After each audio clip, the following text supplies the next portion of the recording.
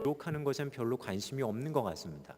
베드로나 스데반은 그리고 빌립이 전했던 설교에 대한 내용들, 메시지에 대한 부분들은 이야기하는데 바나바에 대한 기록을 하고 있는 부분을 살펴보면 그가 전한 메시지보다는 그가 사람들에게 어떻게 위로를 줬고 어떠한 행동을 했는지에 대해서 주로 기록하고 있기 때문입니다. 바나바는 그렇게 자신의 삶으로 누군가에게 위로를 줄 수 있었고 있는 것만으로도 주변에 있는 사람에게 위로가 되어줬던 사람임을 뜻합니다. 동시에 사람들에게 위로를 주었을 뿐만이 아니라 우리는 거기서 조금 더 나아가 이제 막 시작되어지는 교회 공동체를 바라보시며 때로는 답답한 마음을 가지고 계셨을 그 하나님께도 위로가 되었을 그 사람, 바로 바나바에 대한 이야기들을 하면서 저희는 서로를 도전하는 시간을 가졌습니다. 내가 살아가고 있는 삶 속에서 나의 옆에 가까이에 있는 사람에게 있는 것만으로도 위로가 되어질 수 있는 사람, 또한 그리스도인으로서 사람들에게 위로를 끼칠 뿐만이 아니라 하나님 그분의 막막한 마음 속에도 내가 위로를 드릴 수 있는 성도인지에 대해서 생각하며 도전하는 시간이었습니다. 자, 그 사람이 다소라고 하는 곳에 오랜 기간을 칩거해 있었던 사울이라고 하는 사람을 찾아갑니다. 그리고 그를 초청해 와서 안디옥에서 함께 사역을 하기를 시작합니다. 그리고 그들의 사역 가운데 많은 사람들을 가르치고 교회가 부흥해가는 모습을 이 두 사람은 경험합니다. 그리고 바로 그 안디옥 교회에서 비로소 그리스도인이라고 하는 호칭이 처음 사용되어지게 됨을 우리는 성경 가운데 살펴볼 수가 있습니다. 그리스도인, 그 호칭이 처음 사용됩니다. 헬라어로는 크리스티노스라고 하는 복수형이 쓰입니다. 근데 단수형 크리스티노스에서 그 전미어의 이아노스라고 하는 전미어가 가지는 의미가 뭐냐면 누구누구에게 속한 자, 누구누구의 종이라고 하는 의미입니다. 그러면 그리스도인이라고 번역되어진 이 말을 헬라어 원문이 가지고 있는 의미들, 뉘앙스를 그냥 직역해서 살리면 이럴 것 같습니다. 그리스도에게 속한 사람들, 그리스도의 종들. 안디옥 교회 성도들을 불렀던 사람들의 호칭이 뭐였냐면 그리스도께 속한 사람들, 그리스도의 종들이라고 하는 호칭으로 그들이 불려졌다는 겁니다. 근데 여기서 우리가 한 가지 더 살펴볼 수 있는 건 이 호칭은 교회 밖에 있는 사람들에 의해서 처음 사용되어졌지 교회 안에 있는 사람들에 의해서 처음 사용되어진 호칭이 아니라는 겁니다. 우리는 신앙생활을 하면서 그리스도인이라고 하는 이 호칭을 우리들 스스로를 부를 때 씁니다. 교회 안에서. 그것도 세상과 구별되어지는 우리들만의 서로를 불러주는 호칭으로 그리스도인이다라고 하는 이 말을 사용하는데 처음 이 말이 사용되어진 건 교회 안에서 시작된 용어가 아니었다는 겁니다. 교회 밖에 있었던 사람들이 교회 안에 있는 성도들을 호명하던 호칭이 그리스도인이었습니다. 교회 밖에 있던 사람들이 교회 안의 성도들을 바라보면서 했던 말이 그리스도께 속한 사람들, 그리스도의 종들이라고 불렀다는 뜻입니다. 우리처럼 옆에 있는 사람 보면서 그리스도인, 그렇지 않은가 하는 걸 따지는 것이 아니라 이 호칭은 교회 밖에서 시작되어져서 교회 안에 있는 사람들을 바라보며 불러주었던 호칭이라는 의미입니다. 안디옥에 많은 사람들이 있었을 겁니다. 그리고 그들이 안디옥 성도들을 바라보면서 안디옥 교회 안에 있는 예수 그리스도를 따르는 그들을 바라보면서 그들은 이렇게 호명했던 겁니다. 저 사람들 그리스도에게 속한 사람들, 그리스도의 종들이다. 교회 안에 있는 사람들의 모습들을 보면서 그리고 그들이 복종해가는 그 모습들, 순종하는 삶을 보면서 자신들과는 다른 그리스도인의 모습들 가운데 그런 호명함을 그들은 불러줬다는 겁니다. 어쩌면 안디옥 안에서 다른 이방의 신들을 섬기는 사람들도 있었을 겁니다. 나하고 소속이 다른 사람들이라고 하는 의미일지 모릅니다. 또한 우리와는 좀 뭔가 다른 삶을 살고 있는 사람들, 그리스도를 기준으로 그분의 종으로 사는 사람들, 그런 의미에서 그들은 그들을 호명하기를 시작했습니다. 교회 외부에 있었던 사람들이 안디옥 교회 성도들을 그렇게 이해하고 인식하고 있었다는 뜻입니다. 교회 밖에 있었던 사람들이 교회 안의 성도들을 바라보면서 가지고 있었던 인식이 뭐였냐 하면 그리스도께 속한 사람들이라는 겁니다. 그리스도의 종이라는 겁니다.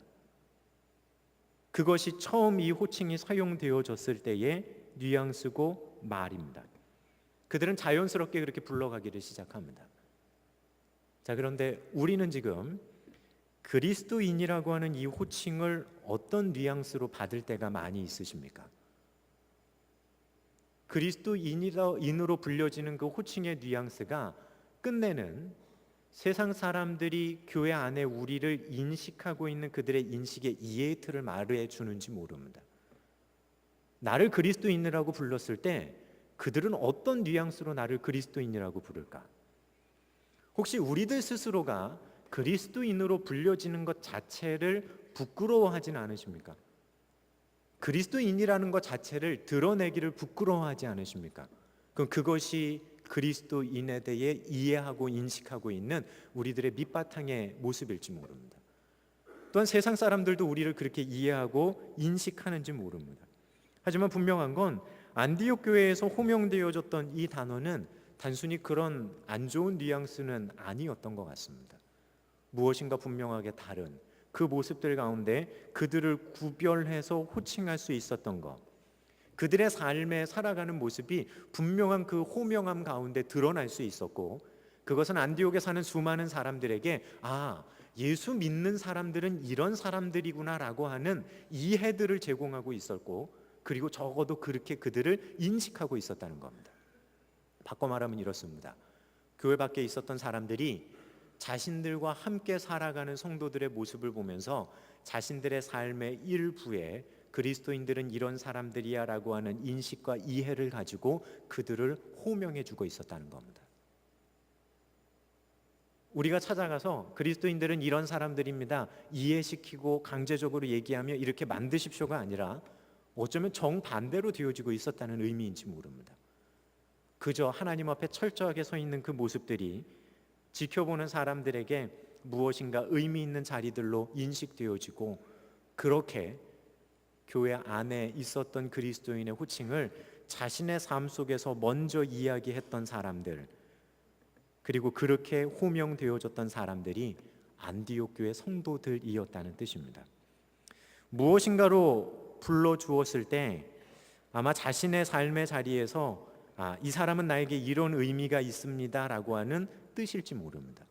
사실 우리가 그렇습니다. 누군가를 불러주고 누군가를 존대하며 호칭해 줄 때 그 전제는 내 삶 속에서 이 사람은 이런 사람입니다 라고 하는 것이 전제되어지기 때문입니다. 어쩌면 안디옥에 있었던 사람들은 성도들 처음 그들의 모습을 보며 그렇게 표현할 때 적어도 이 사람들에 대한 나의 이해가 이렇고 이 사람들에 대한 의미가 이렇습니다라고 하는 그러한 그들의 경험을 바탕으로 그렇게 그리스도인들을 호칭하고 있었는지 모릅니다. 교회 안에서 시작된 용어가 아니라 교회 밖에서부터 시작되어져 교회 안으로 들어왔던 호칭이 서로를 부르는 소리가 바로 그리스도인이었다는 뜻입니다. 실제로 그렇습니다. 누군가를 어떻게 이해하고 그리고 그 사람을 어떻게 부르느냐가 끝내는 그 사람이 나에게 어떤 의미를 가지는지에 대한 분명한 밑바탕이 되는지 모릅니다. 나는 그 사람을 어떻게 부르고 있고 내가 어떻게 이해하고 있고 적어도 내 삶에서 내가 그를 어떻게 받아들이는지 어떻게 호명하는지를 보면 잘 알 수 있습니다. 김춘수 시인의 그 꽃이라고 하는 시를 보게 되어지면 이런 어구가 나옵니다. 내가 그의 이름을 불러주기 전에는 그는 다만 하나의 몸짓에 지나지 않았다. 내가 그의 이름을 불러주었을 때 그는 나에게 와서 꽃이 되었다. 가운데 있는 거 생략하고요. 우리들은 모두 무엇이 되고 싶다. 너는 나에게, 나는 너에게 잊혀지지 않는 하나의 눈빛이 되고 싶다. 어쩌면 이 시인도 여기서 이야기하는 것이 누군가를 처음 불러주는 그 호명함에 대해서 말하고 있는지 모릅니다. 사실 우리는 우리들 주변에서 무엇으로 불려지고 어떻게 부르는지는 늘상 일상 가운데 있지만 그것의 소중한 의미들을 우리가 잊고 살아갈 때가 참 많이 있다는 겁니다. 자, 그럼 우리는 이제 생각해야 됩니다. 나는 어떻게 호명되어지고 있는가? 특별히 믿는 그리스도인으로서 나는 어떻게 호명되어지고 있는가?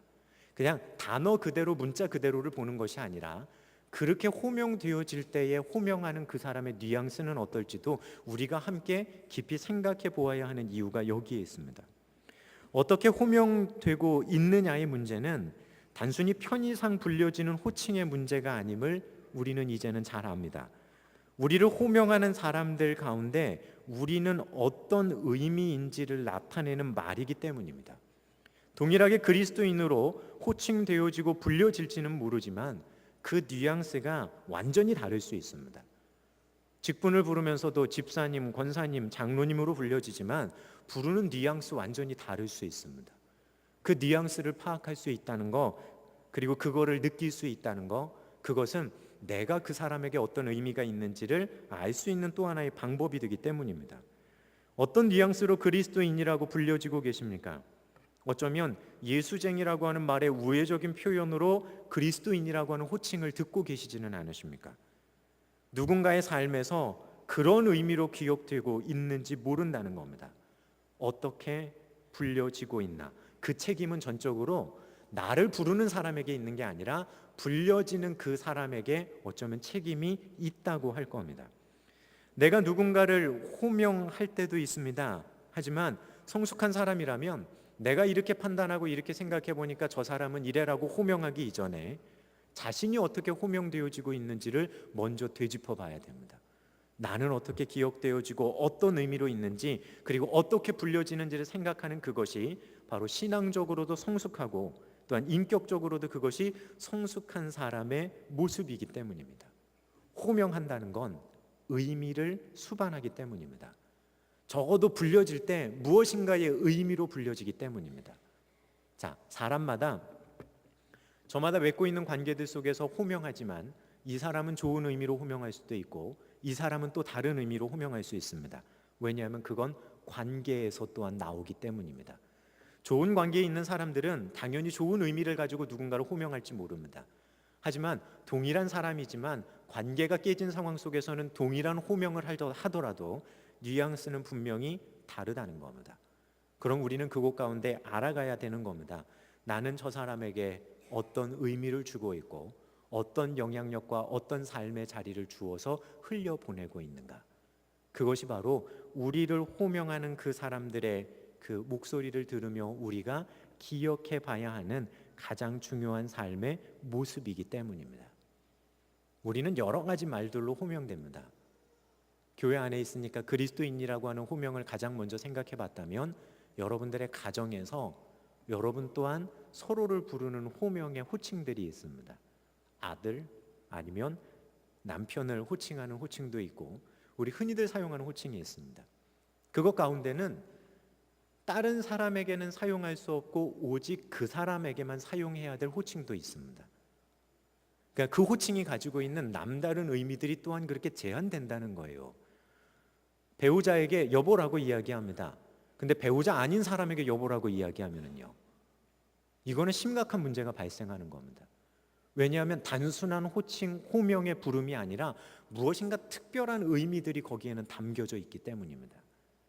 나는 특별하게 불려지는 그 호칭들 가운데, 때로는 일반적으로 불려지는 그 호칭들 가운데 나는 어떻게 불려지고 있는가?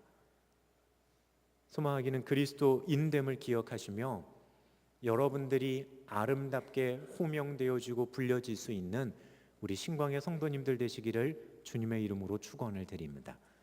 단순히 내가 그렇게 불려져서 기분 좋아가 아니라 여러분들이 누군가의 삶에 그만큼의 의미가 있다는 뜻이기 때문입니다.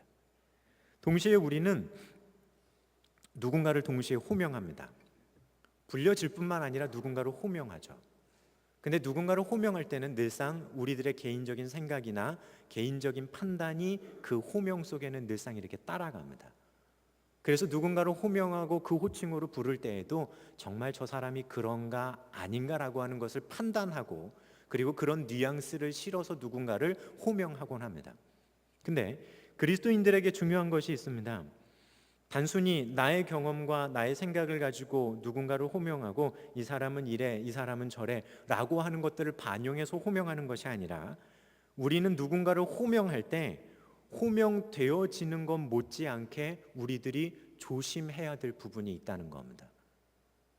그것은 다른 것이 아니라 우리가 하나님으로부터 호명받은 호칭이 이미 있다는 겁니다. 그러니까 내가 누군가를 호명하기 이전에 그리스도인으로서 하나님이, 주님이 나를 뭐라고 호명하셨는지를 먼저 기억해야 한다는 겁니다. 주님은 우리를요, 가치 판단을 놓고 너는 죄인이고 너는 죽을 수밖에 없고 너는 이것으로 끝이야 라고 부르시는 것이 아니라, 감히 그렇게 불려질 수 없음에도 불구하고 우리를 자신의 형제요, 자매요, 친구로 호명해 주셨다는 겁니다. 그러니까 그것에서 먼저 시작해야 된다는 겁니다. 누군가를 우리가 호명하려고 할 때 나를 불러주신 주님의 호명함을 먼저 생각하고 그 마음을 전제한 상황 속에 누군가를 부를 수 있는 것이 우리에게 필요하다는 겁니다.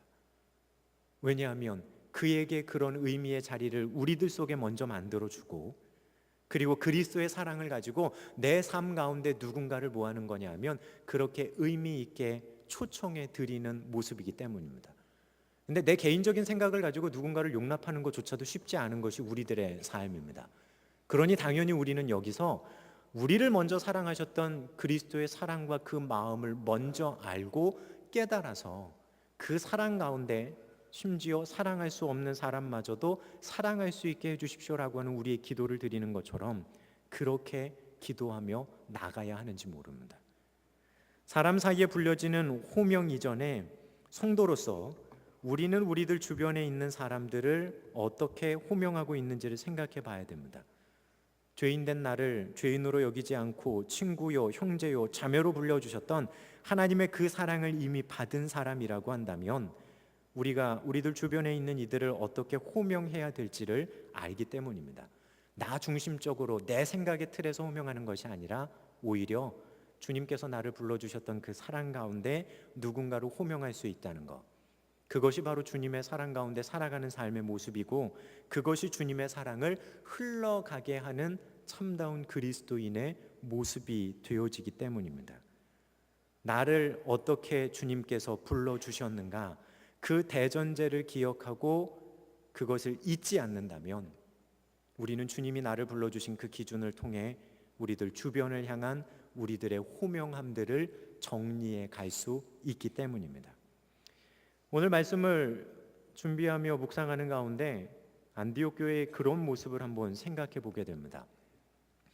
안디옥 교회 자체적으로 그리스도인이라는 단어를 만든 것이 아니라 교회 밖에 있었던 사람들이 교회 안에 있는 사람들을 보며 그리스도인이라고 호명한 겁니다. 호명한다라고 하는 이 말의 영어의 표현이 뭐냐면 콜링이라는 말입니다. 불렀다는 뜻이에요. 불러냈다는 겁니다. 부른다라고 하는 말의 또 다른 의미인 그 콜링을 가만히 들여다보게 되어지면 그런 생각을 해보게 됩니다. 우리가 믿지 않는 세상의 사람들을 교회 안으로 콜링하며 불러들이는 모습이 지금의 우리들의 일반적인 모습입니다. 하지만 우린 거기서 더 나가야 되겠죠. 어떻게 해요? 세상에 있는 사람들이 교회 안에 우리의 모습을 보고 자신의 삶의 한 자리 가운데로 우리를 모아야 되나요? 그리스도인으로 호명해서 불러들일 수 있도록, 적어도 그들의 삶의 한 켠에 그런 의미 있는 사람들로 세워져 가는 성도의 모습, 그것이 안디옥 교회에 있었던 성도들의 모습입니다. 단순히 나가 전도하고 사람들을 교회 안으로 끌어들이는 그 모습이 아니라 그들은 자신들의 삶의 모습만 가지고도 주변에 있는 사람들로부터 호명받을 수 있는 그런 사람들이었다는 의미입니다.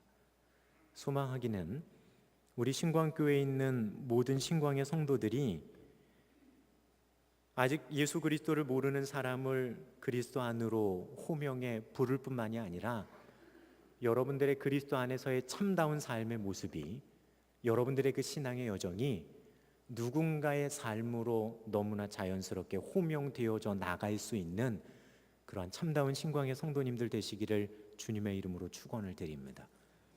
또한 오늘 말씀을 준비하고 생각하면서 저희 신광교회 가운데 그런 도전의 생각이 있었습니다. 뭐냐 하면 사람들을 교회로 단순히 콜링에 불러 들어오는 교회, 그 교회를 넘어서 우리 신광교회의 아름다운 모습이 주변에 있는 사람들에게 안디옥 교회 성도들처럼 그리스도인으로 불려지며 호명되어져서 그들의 한평 가운데로 콜링되어져 들어갈 수 있는 그런 아름다운 모습의 신광교회가 되어져 가기를 여러분 모두에게 도전합니다. 기도하겠습니다.